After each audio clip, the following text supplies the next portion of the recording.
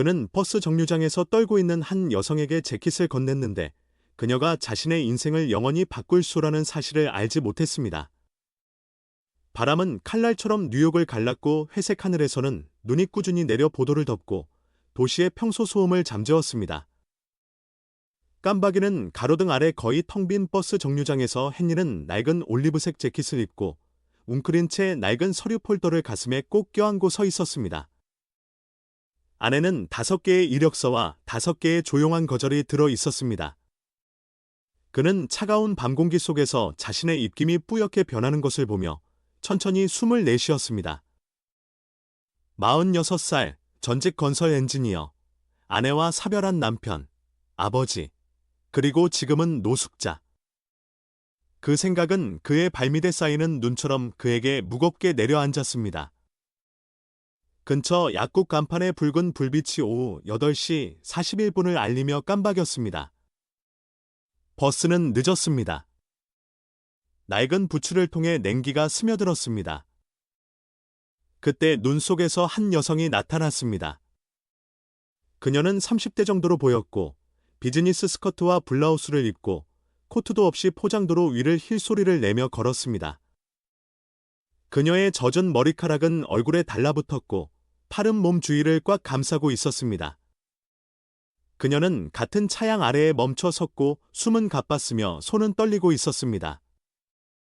헨리는 쳐다보지 않으려고 했었지만 그녀의 존재는 눈에 띄었고 깨끗하고 세련되었지만 추위에 분명히 고통받고 있었습니다. 그녀는 맨손을 비볐지만 따뜻하게 하는 데는 실패했습니다. 그는 시선을 돌렸습니다. 그저 또 다른 밤일 뿐, 그저 아무데도 가지 않는 또 다른 버스일 뿐. 하지만 그때 바람이 울부짖었습니다. 그녀는 움찔하며 몸을 웅크렸고 헨리는 다시 그녀를 쳐다보았습니다. 그의 재킷은 별거 아니었지만 그래도 무언가였습니다. 그는 그것을 가지고 조용히 있을 수도 있었고 다른 모든 사람들처럼 될 수도 있었습니다. 하지만 그는 그러지 않았습니다. 말없이 그는 코트를 벗었고 추위가 매섭게 파고들었습니다. 그는 그녀에게 다가가 그것을 내밀었습니다. 놀란 그녀는 그럴 필요 없다고 말했습니다. 헨리는 그녀에게 지친 미소를 지었습니다. 오늘 이미 충분히 잃었어요. 이 코트. 이게 제가 줄 수 있는 유일한 것입니다. 그녀는 망설였습니다. 하지만 저보다 당신에게 더 필요해요. 그럼에도 그는 부드럽게 그녀의 어깨에 그것을 걸쳐주었습니다. 오늘 밤은 아니에요.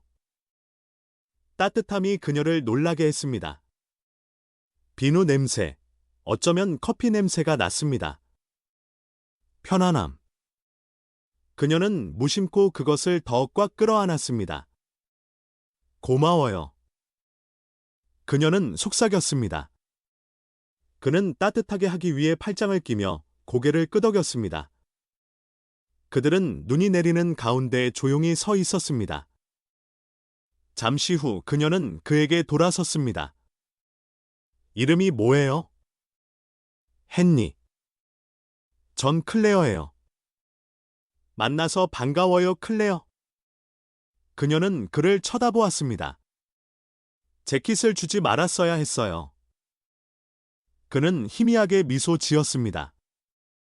아마도 그랬겠죠?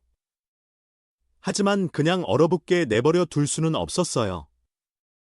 버스의 낮은 굉음이 침묵을 깼습니다. 버스가 멈춰 서자 헤드라이트가 눈을 뚫었습니다. 클레어는 버스 쪽으로 움직이다가 다시 돌아섰습니다. 갈 곳이 있으세요. 헨리는 어깨를 으쓱했습니다. 어딘가요? 그는 그것이 창고 뒤에 녹슨 트럭 뒷좌석이라는 것을 설명하지 않고 말했습니다. 그녀는 지갑에서 손을 뻗어 그에게 카드를 건넸습니다. 혹시 뭐 필요한 거 있으면요. 그는 그것을 받아들고 보지도 않고 폴더에 넣었습니다. 그는 그것을 사용할 것이라고 기대하지 않았습니다. 사람들은 항상 그런 말을 했습니다. 대부분은 진심이 아니었습니다. 클레어는 버스에 올라타 한 번 더 돌아보았고 코트는 갑옷처럼 그녀를 감싸고 있었습니다. 헨리는 버스가 눈 속으로 사라질 때까지 지켜보았습니다. 다시 혼자가 된 그는 추위 때문이 아니라 다른 무언가 때문에 떨고 서 있었습니다. 작고 조용하며 강력한 무언가. 그는 하늘을 올려다본 다음 텅 빈 거리를 내려다보았습니다. 아마 내일은. 그는 속삭인 다음 돌아서서 밤속으로 걸어 들어갔습니다. 헨리는 조용한 뒷골목을 천천히 걸었고 낡은 신발 밑에서 눈이 뽀드득거렸습니다. 서두를 필요가 없었습니다. 기다리는 사람도 없었습니다. 창문에 불이 켜져 있지도 않았습니다. 그저 도시 가장자리의 오래된 창고 뒤에 주차된 그의 트럭의 차가운 익숙함 뿐이었습니다. 그는 9시가 조금 넘어 그곳에 도착했습니다. 낡은 98년형 세보레는 녹슬었고 히터는 오래전에 고장 났습니다.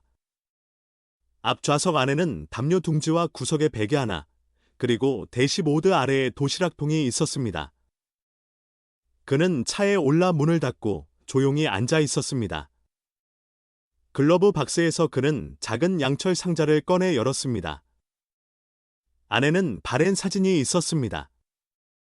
그의 아내 릴리가 밝게 웃고 있었고 그들의 아들 노아는 7살쯤 되어 비뚤어진 미소를 짓고 있었습니다. 잘 자 릴리. 헨리는 속삭였습니다. 잘 자 노아. 그는 등을 기대고 천장을 바라보며 기억이 그를 덮치도록 내버려 두었습니다. 그는 한때 헨리 마일스 구조 엔지니어였습니다. 그는 학교, 집, 병원 같은 것들을 지었습니다. 그는 유치원을 가르치는 아내가 있었고 삶이 힘들 때도 자주 웃었습니다. 그들의 아들은 그녀의 웃음을 닮았고 즐겁고 꾸밈이 없었습니다. 그들은 부자는 아니었지만 만족했습니다. 그러다 암이 찾아왔습니다. 그들이 그것을 발견했을 때 이미 사기였습니다. 릴리는 9개월 만에 세상을 떠났습니다. 헨리는 그녀를 돌보기 위해 직장을 그만두었습니다. 그 후 모든 것이 무너졌습니다. 청구서는 쌓였고 저축은 고갈되었습니다. 그는 집을 팔고 노아와 함께 점점 더 작은 공간으로 이사하다가 트럭 외에는 아무것도 남지 않았습니다. 그럼에도 그는 아들을 보호하려고 노력했습니다. 그는 뒷좌석을 우주선으로, 통조림 수프를 모험으로, 주차장을 그들의 뒷마당으로 만들었습니다. 매일 아침 그는 깨끗하게 면도하고 셔츠를 집어넣고 노아를 학교에 데려다 주었습니다. 왜 아직도 머리를 자르나요? 한 보호소 직원이 한 번 물었습니다. 헨리는 미소 지었습니다. 왜냐하면 제 아들은 상황이 나아질 수 있다고 믿어야 하고 저도 그렇게 믿는 것처럼 보여야 하기 때문입니다. 그는 가구를 옮기고 배수관을 고치고 건설 현장을 청소하는 등 찾을 수 있는 모든 일을 했습니다. 충분하지는 않았지만 그것이 그들을 함께 있게 했습니다. 작년 가을까지 한 사회복지사가 개입하여 안전하지 않다고 말했고 노아에게는 안정이 필요하다고 말했습니다. 헨리는 논쟁하지 않았습니다. 그는 그들이 옳다는 것을 알았습니다. 흐릿한 눈으로 그는 서류에 서명하고 아들을 껴안고 약속했습니다. 지금만이야. 내가 널 데리러 올게. 그 이후로 매일이 오르막길이었습니다. 그는 이력서를 보내고 취업 박람회 줄에 서고 무료 워크숍에서 필기를 하고 도서관에서 규정을 공부했습니다. 그는 천천히 조용히 계획을 세우고 있었습니다. 오늘 밤은 그 계획이 그 어느 때보다 멀게 느껴졌습니다. 그럼에도 불구하고 차가운 트럭에 앉아 따뜻함을 위해 팔을 문지르며 그는 버스 정류장의 여성인 클레어를 생각했습니다. 그녀가 얼마나 추워 보였는지, 그가 코트를 건넸을 때 얼마나 놀랐는지. 그는 왜 그랬는지 몰랐습니다. 어쩌면 그녀가 릴리를 생각나게 해서. 아니면 그저 자신이 여전히 좋은 일을 할 수 있다는 느낌, 자신이 가진 것보다 더 많이 주는 사람이라는 느낌이 필요했을지도 모릅니다. 밖에서는 눈이 계속 내렸습니다. 헨리는 담요를 덮고 차가운 창문에 기대어 눈을 감았습니다. 그는 가진 것이 많지 않았지만 여전히 그 자신이 있었고 지금으로서는 그것으로 충분해야 했습니다. 클레어는 아파트 건물에 세련된 로비로 들어섰고 안에 따뜻함이 부드러운 담요처럼 그녀를 감쌌습니다. 도어맨은 정중한 고갯짓으로 그녀를 맞이했지만 그녀는 거의 그를 알아보지 못했습니다. 그녀의 힐이 대리석 바닥을 부드럽게 두드리며 엘리베이터로 향했고 낯선 사람이 준 재킷을 여전히 단단히 감싸고 있었습니다. 그녀는 그것을 받을 생각이 없었고 사실 거절하려고 했지만 헨리라는 남자는 그의 눈빛으로 더 이상의 항의를 잠재우며 고집했습니다. 이제 재킷은 그녀에게 어색하게 걸려 있었고 너무 크고 낡았지만 그녀가 몇 년 동안 입었던 어떤 것보다 따뜻했습니다. 그녀는 28층에 있는 자신의 펜트하우스 아파트로 들어섰고 즉시 침묵이 그녀를 맞이했습니다. 텔레비전도, 음악도, 웃음소리도 없이 현대적인 가전제품의 윙윙거리는 소리와 두꺼운 유리창을 통해 들려오는 겨울바람의 먼 울음소리뿐이었습니다. 클레어는 현관 테이블에 지갑을 내려놓고 천천히 재킷을 벗었습니다. 그녀가 그것을 옆에 두려고 할 때 그녀의 손가락이 안주머니에 있는 무언가를 스쳤습니다. 호기심에 그녀는 손을 넣어 접힌 종이를 꺼냈습니다. 그것은 달았고 모서리가 접혔으며 지문과 시간으로 얼룩져 있었습니다. 그녀는 조심스럽게 그것을 펼쳤습니다. 그것은 크레용으로 그린 아이의 그림이었습니다. 두 개의 막대기 인물이 비뚤어진 태양 아래 손을 잡고 서 있었습니다. 하나는 아빠라고 표시되어 있었고 다른 하나는 나라고 표시되어 있었습니다. 작은 하트가 그들 사이에 떠 있었습니다. 아래에는 고르지 않은 필체로 아빠 사랑해요 노아라는 단어가 있었습니다. 클레어는 얼어붙었습니다. 그녀는 그림을 쳐다보았고 단어들이 그녀의 눈앞에서 흐릿해졌습니다.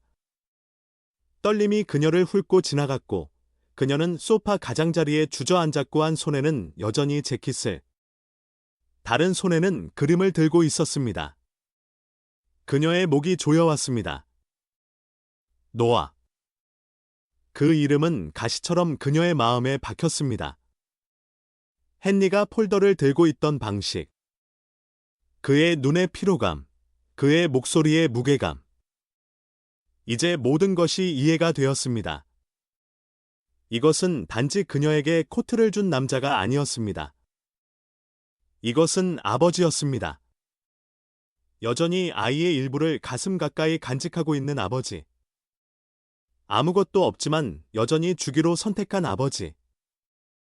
그녀는 자신의 아파트를 둘러보았습니다. 그곳은 흠잡을 데가 없었습니다. 높은 천장, 디자이너 가구, 유리벽, 단 하나의 사진 액자나 개인적인 손길도 없었습니다. 따뜻함이 아닌 성공을 위해 설계된 공간. 클레어는 그림을 부드럽게 접어 무릎 위에 놓았습니다.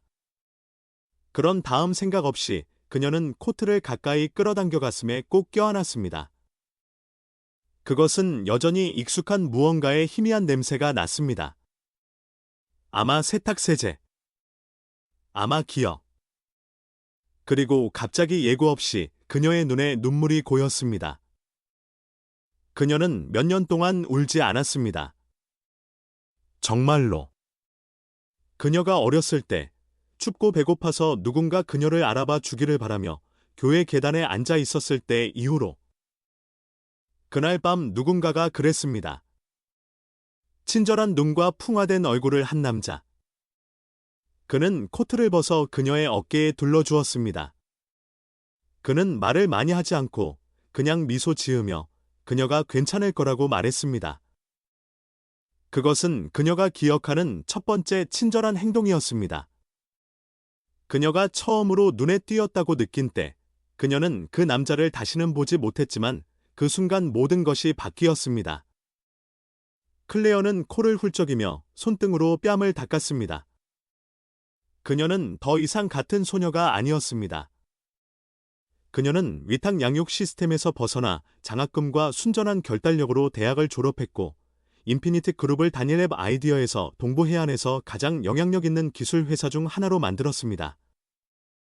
그녀는 모든 달러, 모든 찬사를 얻었습니다. 하지만 그 과정에서 그녀는 필요하다는 것이 무엇을 의미하는지, 준다는 것이 무엇을 의미하는지 잊어버렸습니다. 오늘 밤 낯선 사람이 그녀에게 상기시켜 주었습니다.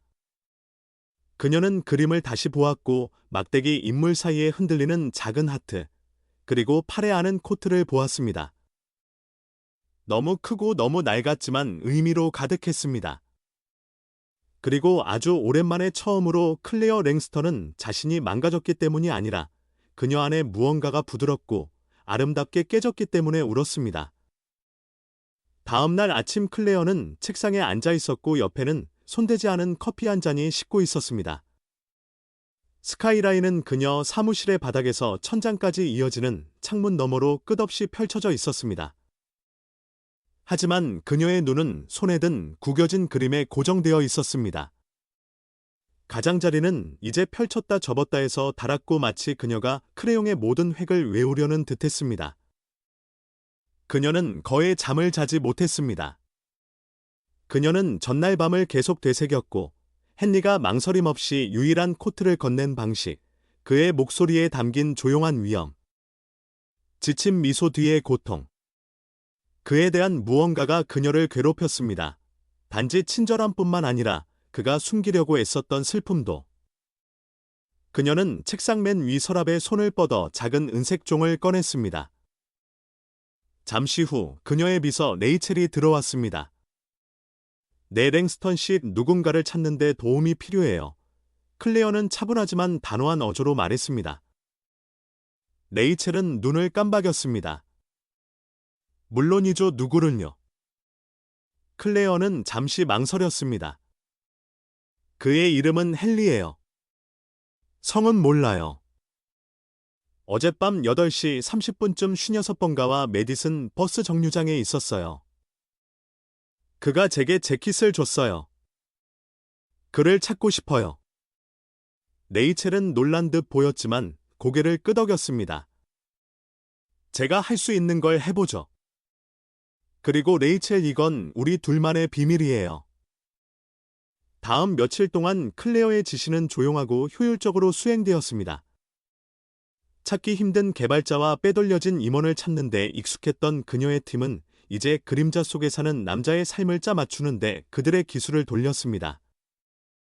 그들은 가장 가까운 교차로에서 교통 카메라 영상을 가져왔습니다. 헨리의 모습이 잠시 나타났고 흐릿하고 재킷에 쌓여 있었습니다. 그들은 클레어가 탑승한 시간쯤에 그 지역에 정차하는 버스 노선을 추적했습니다. 출입 기록과 대조하여 그들은 몇 명의 잠재적인 승객을 좁혔습니다. 그들 중 누구도 회사 데이터베이스와 일치하지 않았습니다. 마침내 레이첼은 얇은 폴더를 가지고 돌아왔습니다. 그의 이름은 헨리 마일스예요. 그녀는 말했습니다. 하지만 구조 엔지니어였고 최근 고용 기록은 없어요.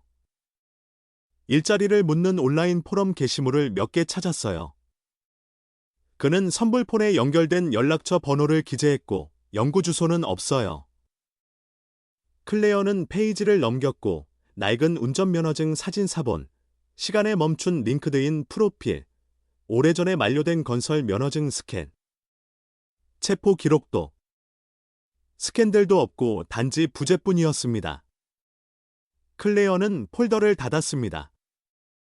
방 안의 침묵이 무겁게 느껴졌습니다. 그는 지금 어디에 있나요? 레이첼은 자세를 바꿨습니다. 우리 직원 중 한 명이 어제 브롱크스 남쪽 끝 근처에서 그를 발견했어요. 창고 뒤에 오래된 픽업 트럭이 주차되어 있어요.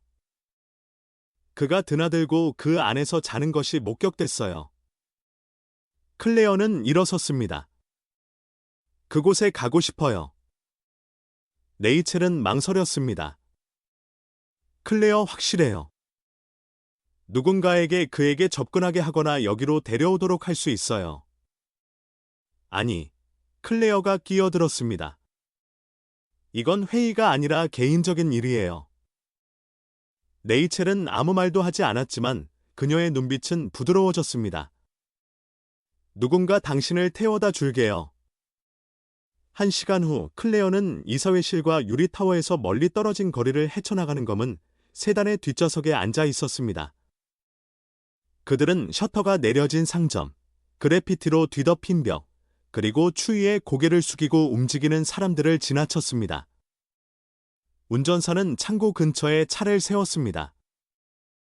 클레어는 즉시 그것을 보았습니다. 그림자 속에 숨겨진 낡은 쇠볼에 타이어 주위에 쌓인 눈 며칠 동안 움직이지 않은 것처럼 보였습니다. 그녀는 추위 속으로 걸어 나왔습니다. 공기는 녹과 축축한 콘크리트 냄새가 났습니다. 그녀가 트럭을 향해 천천히 걸어갈 때 그녀의 힐이 자갈 위에서 부드럽게 소리를 냈습니다. 앞 유리를 통해 그녀는 앞좌석에 있는 사람의 모습을 간신히 알아볼 수 있었습니다. 그녀가 가까이 다가가자 문이 삐걱거리며 열렸습니다. 헨리가 햇빛에 눈을 깜박이며 밖으로 나왔습니다. 그는 처음에는 혼란스러워하다가 이내 알아차렸습니다. 그의 표정이 바뀌었습니다. 당혹감, 경계심, 그리고 부끄러움 같은 무언가. 클레어. 그는 잠과 놀라움으로 거친 목소리로 말했습니다. 그녀는 작고 불확실한 미소를 지었습니다. 안녕하세요, 헨리. 그는 자신을 내려다보았고 주름진 옷, 눈이 묻은 부츠, 그리고 뒤에 있는 트럭. 여기서 뭐 하세요? 당신을 찾으러 왔어요. 그녀는 간단하게 말했습니다. 그는 팔짱을 끼고 미간을 찌푸렸습니다. 왜요? 그녀는 망설였습니다. 당신이 한 일, 낯선 사람에게 유일한 코트를 주는 그런 사람에 대해 생각하는 것을 멈출 수 없었기 때문이에요. 헨리는 쓴웃음을 지었습니다. 그것 때문에 저를 추적할 필요는 없었어요. 감사 카드로도 충분했을 텐데요. 감사에 대한 게 아니에요. 그녀는 말했습니다. 좋은 일이 보이지 않고 사라지게 두지 않는 것에 대한 거예요. 오랫동안 그들은 침묵 속에 서 있었습니다. 다른 세계에서 온 두 사람이 혹독한 바람 속에서 예상치 못한 행동으로 함께하게 되었습니다. 헨리는 마침내 숨을 내쉬었습니다. 그것 때문에 이번 길을 오셨어요. 클레어는 고개를 끄덕였습니다. 네, 그리고 어쩌면 더 많은 것을 위해서요. 다음에 클레어가 헨리를 보았을 때 그는 퀸즈 가장자리의 한 건설 현장에서 콘크리트 블록 더미 위로 몸을 구부리고 있었습니다. 그녀는 차 안에서 20분 동안 기다렸고 그가 조용히 꾸준히 움직이는 것을 멀리서 지켜보았습니다. 그는 혹독한 추위 속에서 짐을 나르고 쌓고 들어 올렸으며 간과되기 쉬운 남자의 조용한 결의로 움직였습니다. 그는 낡은 플란넬 셔츠를 입고 있었고 추위에도 불구하고 소매를 팔뚝까지 걷어 올렸으며 그의 숨은 눈에 보이는 구름으로 뿜어져 나왔습니다. 그의 손은 굳은 살이 박혔고 손톱은 더러웠지만 그의 움직임은 정확하고 효율적이며 목적이 있었습니다. 그가 휴식을 취하고 플라스틱 물병을 손에 들고 낮은 벽에 앉았을 때 클레어는 차에서 내려 그를 향해 걸어갔습니다.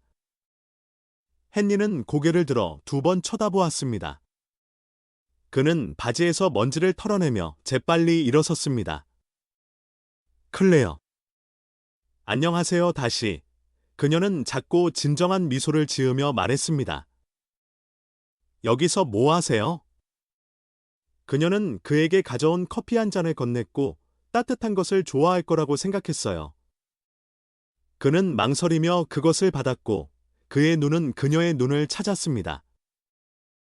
정말 그럴 필요 없었는데, 알아요. 하지만 그러고 싶었어요. 그녀가 덧붙이기 전에 그들은 잠시 침묵 속에 서 있었습니다. 저와 함께 가주시겠어요? 잠시만요.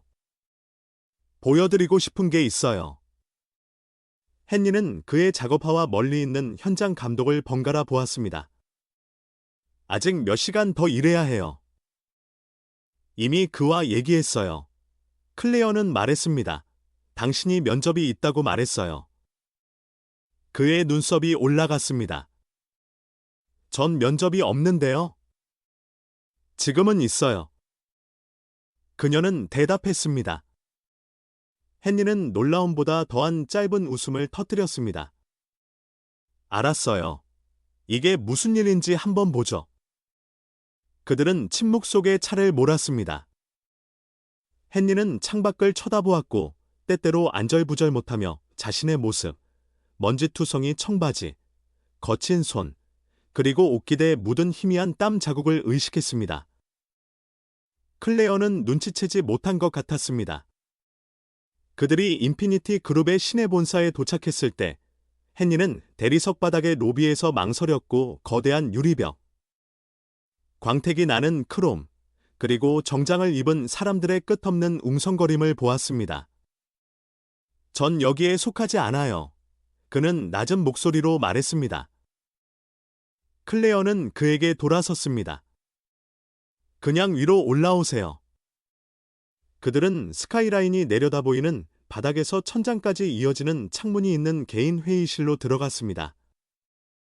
클레어는 그에게 자리를 권하고 문을 닫고 그의 맞은편에 앉았습니다. 헨리는 목을 가다듬었습니다. 그래서 이게 다 뭐예요? 코트 돌려주시는 거예요. 클레어는 고개를 저었습니다. 아니요. 이건 코트에 대한 게 아니에요. 그건 제가 보관했어요. 이제 제 거예요. 헨리는 눈을 깜박였습니다. 알았어요. 그녀는 앞으로 몸을 기울였습니다. 당신에게 감사하러 온 게 아니에요. 당신이 제가 잊었던 무언가를 기억하게 해줬기 때문에 왔어요. 제가 이사회실과 마감일에 수년간 묻어두었던 제 자신의 버전을. 당신은 진정한 변화가 항상 혁신이나 전략으로 시작되는 것이 아니라는 것을 상기시켜 주었어요. 때로는 친절함으로 시작되죠. 헨리는 아래를 내려다보았습니다. 클레어, 전 그냥 살아남으려는 남자일 뿐이에요. 그리고 바로 그 때문에 당신을 여기로 데려온 거예요. 그녀는 테이블 너머로 그에게 폴더를 밀어주었습니다. 안에는 직업 제안서, 계약서, 새로운 직책, 문화 및 인간 가치 자문가. 헨리는 페이지를 넘기며 미간을 찌푸렸습니다. 이게 뭐예요? 이건 제가 만든 새로운 역할이에요. 부서 결정, 교육 프로그램, 개발 논의에 참여하는 사람, 숫자나 전략이 아니라 사람. 가치, 연민에 대해 이야기하는 사람. 당신은 당신의 경험을 공유하고 이 회사의 심장을 형성하는 데 도움을 줄 거예요. 헨리는 어색하게 웃으며 고개를 저었습니다. 클레어, 저를 보세요. 전 심리학 학위가 없어요. 하버드를 졸업하지도 않았고요. 전 트럭에서 자요. 당신은 엔지니어였잖아요.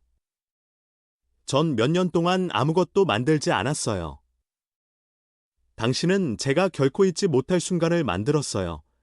클레어는 부드럽게 말했습니다. 헨리는 압도되어 시선을 돌렸습니다. 이건 자선이 아니에요. 그녀는 계속했습니다. 이건 당신만이 채울 수 있는 역할이에요. 당신은 보이지 않는 것, 간과되는 것이 어떤 것인지 알아요. 그런데도 당신은 추위 속에서 멈춰 서 낯선 사람에게 유일한 코트를 주었어요. 그건 어떤 이력서보다도 리더십에 대해 더 많은 것을 말해줘요. 그는 입을 열었다가 닫았고 말을 찾으려 애썼습니다. 전 자격이 없어요. 그는 마침내 낮은 목소리로 말했습니다. 클레어는 앞으로 몸을 기울였고 그녀의 시선은 흔들림이 없었습니다. 사람들에게 보살피는 법을 가르치기 위해 학위가 필요한 것은 아니에요. 왜냐하면 당신은 매일 그것을 살고 있으니까요. 클레어는 그의 눈을 똑바로 바라보며 말했습니다. 사람들에게 친절하게 대하는 법을 가르치기 위해 자격증이 필요한 것은 아니에요. 왜냐하면 당신은 그것을 살아왔으니까요. 그리고 그것은 당신이 종이에 적을 어떤 것보다도 더 강력해요. 헨리의 목이 조여왔습니다. 그는 제안서를 내려다본 다음 다시 그녀를 보았습니다. 그리고 몇 년 만에 처음으로 그는 그의 안에서 무언가가 깜박이는 것을 느꼈습니다. 두려움도, 패배도 아닌 희망. 날것이고, 낯설고, 무서운 희망. 헨리는 우뚝 솟은 사무실 건물 밖의 벤치에 홀로 앉아 있었고, 직업 제안서는 그의 무릎 위에 읽히지 않은 채 놓여 있었습니다. 그의 손가락이 폴더 가장자리를 따라 움직였지만 그의 눈은 초점 없이 바쁜 거리를 응시하고 있었습니다. 그는 할 수 없었습니다. 그가 원하지 않아서가 아니었습니다. 마음속 깊은 곳 어딘가에서는 원했습니다. 하지만 두려움이 그를 꽉 잡았고 익숙했으며 늦은 밤의 잔인한 것들을 속삭이는 종류였습니다. 그녀는 그냥 친절하게 구는 거야. 이건 진짜가 아니야. 넌 망칠 거야. 넌 항상 그래. 그 제안은 친절함으로 포장된 함정처럼 느껴졌습니다. 그리고 너무 좋아 보이는 어떤 것이든 불신하는 법을 수년간 배운 헨리는 의심의 무게를 떨쳐버릴 수 없었습니다. 그는 클레어가 건물 밖으로 나와 그를 향해 걸어와 조용히 그의 옆에 앉을 때까지 그녀를 보지 못했습니다. 당신은 그것을 열지 않았네요. 그녀는 부드럽게 말했습니다. 헨리는 마른 웃음을 지었습니다. 그럴 필요가 없다고 생각했어요. 이게 어떻게 끝날지 이미 알고 있어요? 클레어는 고개를 갸웃거렸습니다. 어떻게? 저 같은 사람은 이런 곳에서 끝나지 않아요. 당신은 인피니티 같은 회사를 트럭에서 자는 사람들을 고용해서 만들지 않아요. 제가 당신에게 동정심으로 제안했다고 생각하세요. 저는 당신의 세계에 속하지 않는다고 생각해요. 클레어는 잠시 앞을 보다가 일어섰습니다. 저와 함께 가요. 1시간만. 클레어. 정장도, 회의도 없어요. 그냥, 저를 믿어요. 그의 본능에 반하여 그는 일어섰습니다. 그들은 30분 이상 침묵 속에 차를 몰았고, 도시의 빛나는 타워에서 멀어져 더 조용한 동네로 들어갔습니다. 마침내 그들은 바랜 녹색 차양이 있는 수수한 붉은 벽돌 건물 앞에 멈춰 섰습니다. 칠해진 간판에는 토마스의 집이라고 쓰여 있었습니다. 모든 아이들을 위한 안전한 공간. 헨리는 그녀를 따라 안으로 들어갔습니다.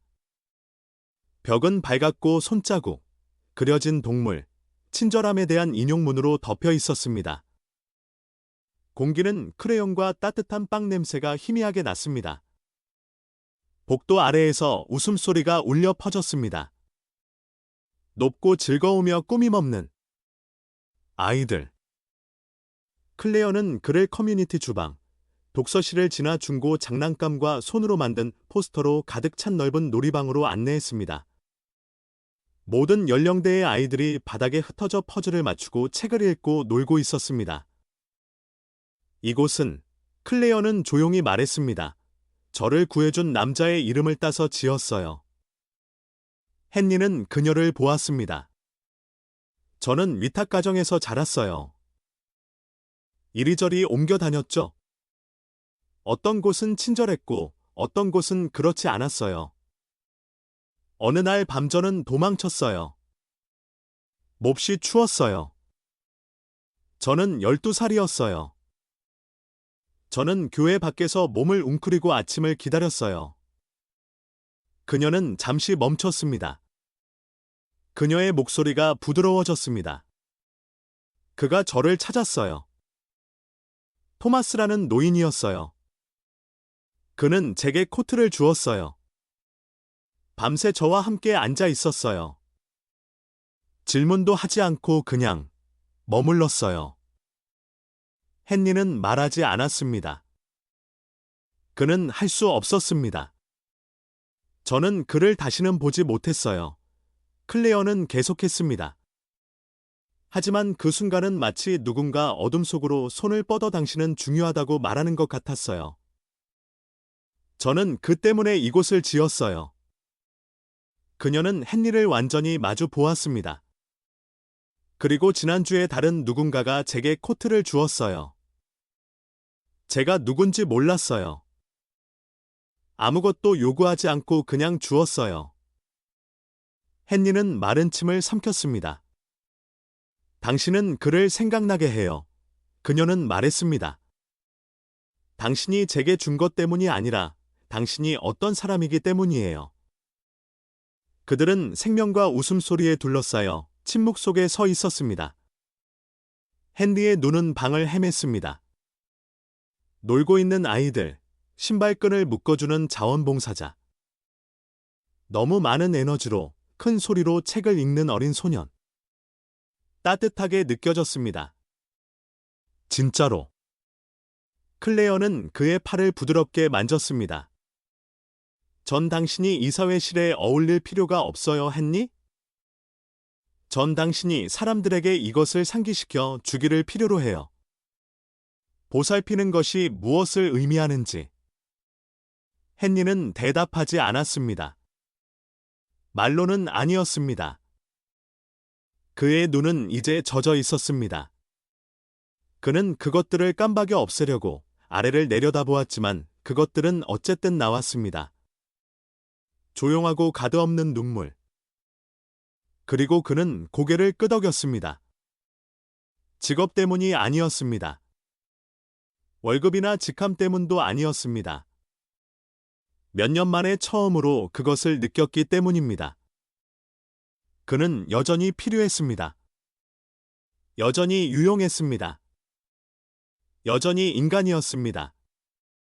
헨리는 기쁨과 웃음으로 가득 찬 방 한가운데에 미동도 없이 서 있었고 그의 풍화된 얼굴에는 한 줄기 눈물이 흘러내렸습니다. 슬픔 때문이 아니라 자신이 여전히 중요하다는 것을 깨달은 깊은 안도감에서였습니다.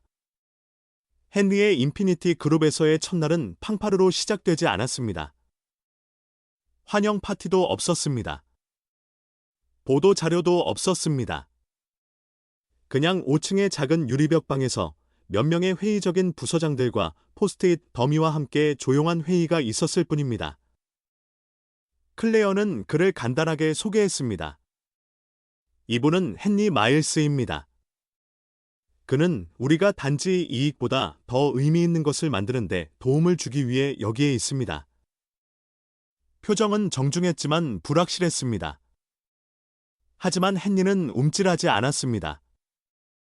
그는 자신의 이야기를 나누는 것으로 시작했습니다. 슬픈 버전이 아니었습니다. 헤드라인을 장식하는 종류가 아니었습니다. 그냥 조각들. 솔직한 조각들. 모든 것을 잃는 것이 어떤 느낌이었는지. 얼어붙은 트럭에서 깨어나는 것.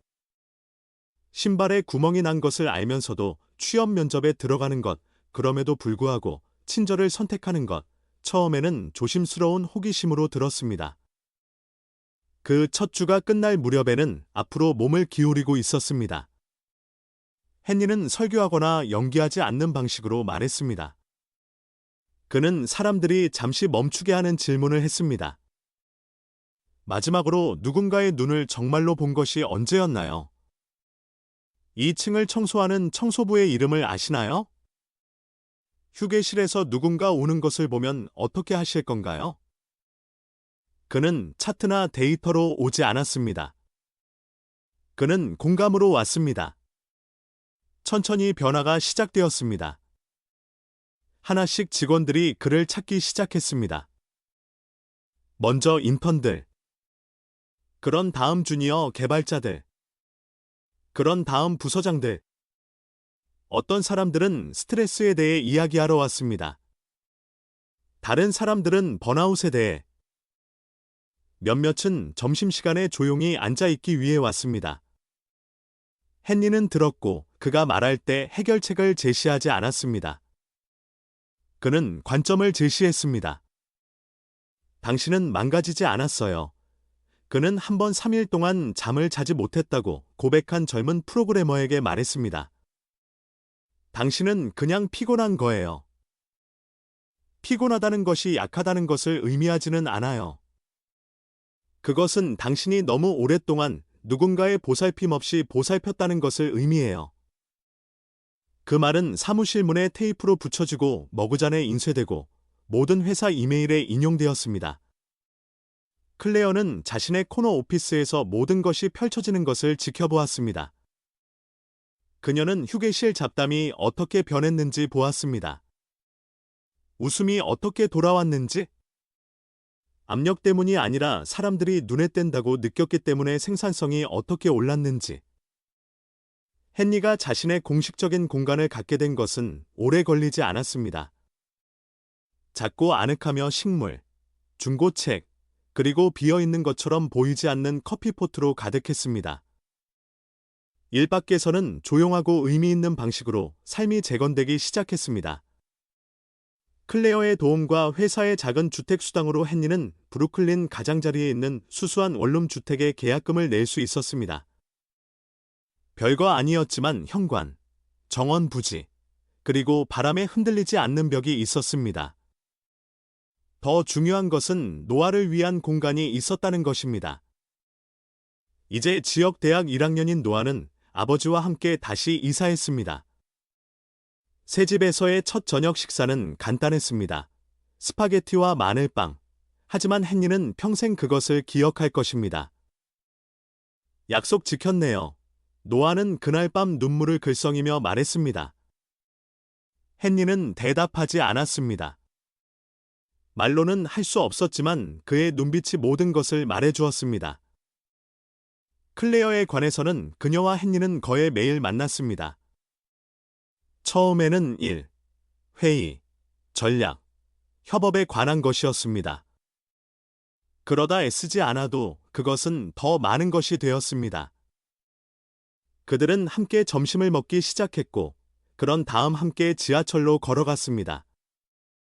그런 다음 주말 커피는 오래된 영화를 보고 모든 것과 아무것도 아닌 것에 대해 이야기하는 저녁으로 바뀌었습니다. 극적이지도 않았고 빠르지도 않았고 그냥 일어났습니다. 그들은 수년간 자신들 주위에 갑옷을 쌓아온 두 사람이었고 단지 존재 외에는 아무것도 요구하지 않는 누군가의 조용한 동반에서 위안을 찾았습니다. 어느 늦은 오후 그들이 건물 옥상에 서서 스카이라인 뒤로 해가 지는 것을 바라보며 클레어는 부드럽게 말했습니다. 당신이 이곳을 변화시켰어요, 헨리? 그는 웃었습니다. 아니요. 전 단지 그들이 이미 알고 있던 것을 상기시켜 주었을 뿐이에요. 그녀는 그를 보았고 저에게도 상기시켜 주었어요. 헨리가 회복력에 대한 워크숍을 막 마쳤을 때 한 젊은 남자가 다른 모든 사람들이 떠난 후에도 머물렀습니다. 그는 22살도 안 되어 보였고 마르고 창백했으며 눈 주위에는 잠 못 이룬 흔적이 있었습니다. 그냥 뭔가 말하고 싶었어요. 그는 떨리는 목소리로 말했습니다. 지난달에 저는 그만두려고 했어요. 모든 것을, 삶을, 제 말은. 전 끝났어요. 하지만 그때 당신의 말을 들었고 그것이 저를 멈추게 했어요. 헨리는 심장이 뛰며 가만히 서 있었습니다. 당신은 사람들이 고쳐질 필요가 없고 단지 들어줄 필요가 있다고 말했어요. 아무도 저에게 그런 말을 한 적이 없었어요. 마치 누군가 마침내 저를 본 것 같았어요. 젊은 남자는 마른 침을 삼켰습니다. 당신이 아니었다면 저는 여기에 없을 거라고 생각해요. 헨리의 가슴이 조여왔습니다. 그는 앞으로 나아가 젊은 남자의 어깨에 손을 얹었습니다. 당신이 있어서 정말 기뻐요. 젊은 남자가 떠난 후 헨리는 의자에 앉았고 방은 갑자기 조용해졌고 그 말들이 그의 마음속에 울려 퍼졌습니다. 그는 한때 자신이 다시 중요해질 수 있을지 궁금해했습니다. 이제 그는 답을 얻었습니다. 인피니티 그룹의 아트리움은 이전에는 이런 모습이었던 적이 없었습니다. 분기별 성과와 제품 출시의 배너는 사라졌습니다. 그 자리에는 부드러운 흰색 커튼, 따뜻한 조명줄, 그리고 우아한 글씨체로 하나의 친절의 날이라고 쓰인 거대한 간판이 걸려 있었습니다. 직원들은 어깨를 나란히 하고 최고의 옷을 입고 서 있었고, 사업을 위해서가 아니라 훨씬 더 의미 있는 무언가를 위해서였습니다. 중앙 무대에서 클레어 랭스턴은 연단으로 올라섰고, 그녀의 눈은 방을 훑었습니다. 이 날은 지표에 관한 것이 아닙니다. 그녀는 시작했습니다. 이 날은 순간에 관한 것입니다. 방이 조용해졌습니다. 1년 전 저는 혹독한 추위 속에서 버스 정류장에 서 있었고 외롭고 피곤했으며 제가 깨달은 것보다 더 길을 잃었습니다. 그리고 그때 제가 한 번도 만난 적 없는 한 남자가 그날 밤 아무도 하지 않았던 일을 했습니다. 그는 제게 코트를 주었습니다. 군중 속에서 알아차림의 속삭임이 일었습니다. 클레어는 부드럽게 미소 지었습니다. 낡고 닳았지만 그것은 전부였습니다. 왜냐하면 그것은 저에게 친절, 진짜 친절은 편리할 때까지 기다리지 않는다는 것을 상기시켜 주었기 때문입니다.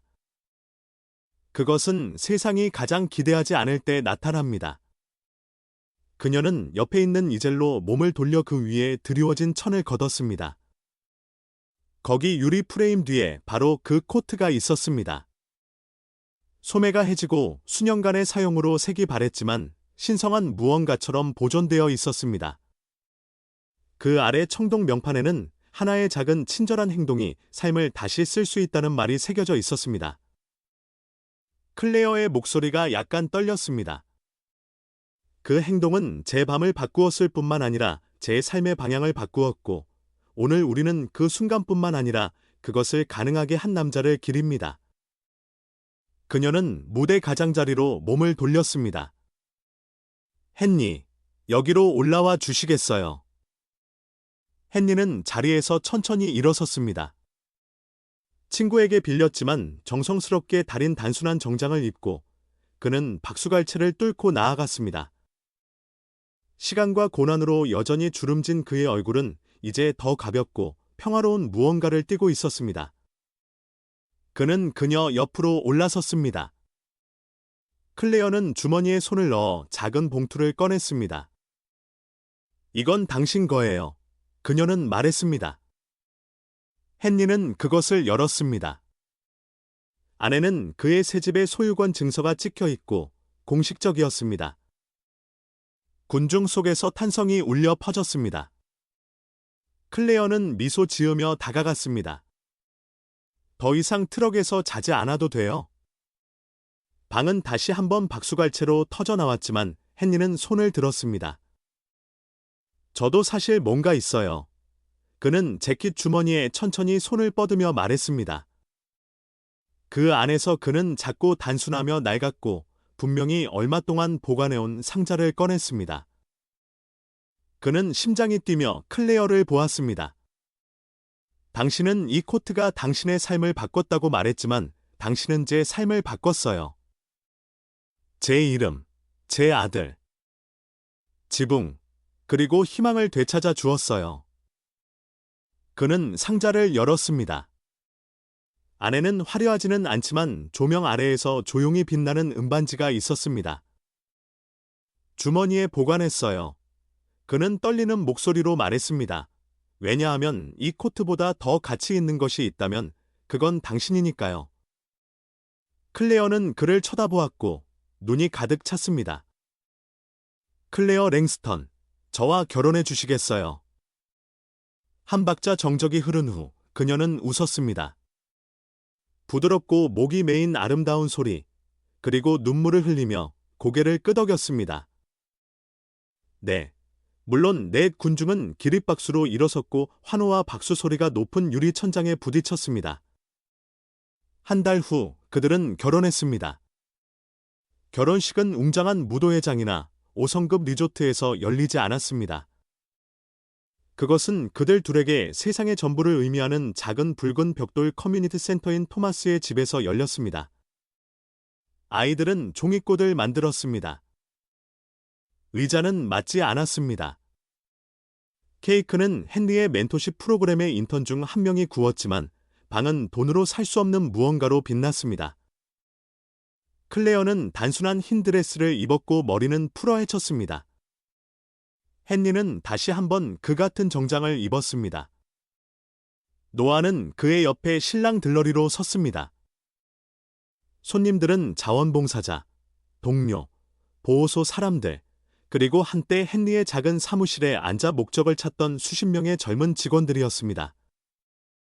서약 중에 클레어는 헨리의 손을 잡고 그의 눈을 들여다보았습니다. 한 번 당신은 제게 코트를 주셨어요.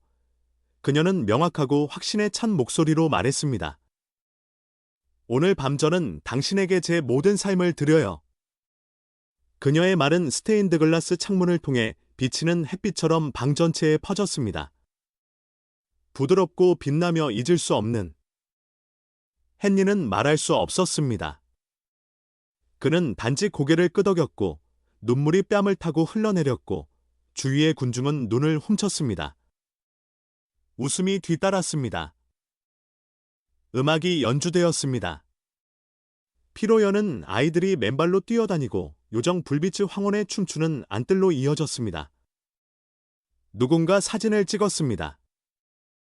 헨리와 클레어는 토마스의 집 간판 아래 나란히 서 있었고 그녀의 머리는 그의 어깨에, 그의 팔은 그녀 주위에, 그리고 그들 옆 이젤에는 낡은 코트가 서 있었습니다. 조용하고 달았으며 이제 불멸화되었습니다. 그 이미지는 온라인에 유포되어 공유되고 재게시되고 이야기되었습니다. 두 번째 기회의 상징일 뿐만 아니라 친절함처럼 단순한 것이 어떻게 추위 속으로 손을 뻗어 모든 것을 다시 쓸 수 있는지에 대한 상징. 때로는 가장 작은 제스처, 코트, 미소, 친절한 말이 우리가 상상하는 것보다 더 멀리 울려 퍼질 수 있습니다. 헨리는 가진 것이 많지 않았지만 그가 할 수 있는 것을 주었습니다. 그리고 그 대가로 그는 클레어의 삶을 바꾸었을 뿐만 아니라 사랑, 목적, 그리고 새로운 시작을 찾았습니다. 그들의 이야기는 우리 모두에게 상기시켜줍니다. 친절함은 완벽함을 요구하지 않고 단지 존재, 단지 마음을 요구한다는 것을. 이 이야기가 당신에게 감동을 주었다면, 희망이 여전히 예상치 못한 곳에 살아있다는 것을 상기시켜 주었다면 영혼을 울리는 이야기에 좋아요. 공유, 구독을 부탁드립니다. 여기에서 우리는 마음을 따뜻하게 하고 인류에 대한 믿음을 회복시키며 진정으로 중요한 것이 무엇인지 상기시켜주는 이야기를 들려줍니다. 다음 시간까지 친절하게 지내고 계속 믿으세요.